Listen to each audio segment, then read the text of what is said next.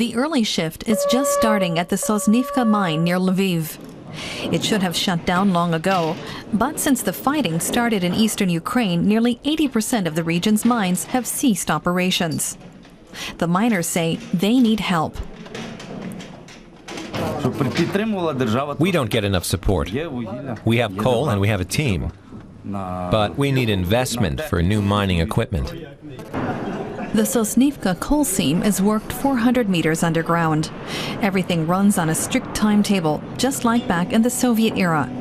Each day, the miners deliver 600 tons of coal to the nearby power plant. But the money goes to the energy ministry in Kiev. It then pays the mine just enough to cover wages and electricity costs. Sosnivka director Mykolai Krishtopa wants more independence. Mines should be given more freedom from the new government. I don't believe that anyone in Kiev will give us subsidies, so we really do have to fend for ourselves. Krishtopa says it wasn't always this way.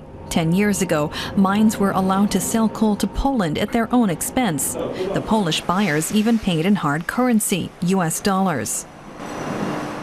Under the current centralized system, though, mine operators have no incentives to produce, even though Ukraine desperately needs coal for its power plants. Some 15,000 people live in the town of Sosnivka, which is located right next to the mine. The entire region is dependent on mining. Thanks to Mykolai Krishtopa, the mine gets to keep around 5% of its annual coal production. Revenues from that are used to subsidize things like food in the region. And a daycare facility was set up to accommodate 160 children of mining families. But for bigger projects, Krishtopa needs Kiev's support. Coal from the current shaft is quickly running out, and a new one has to be opened. That will cost a lot of money.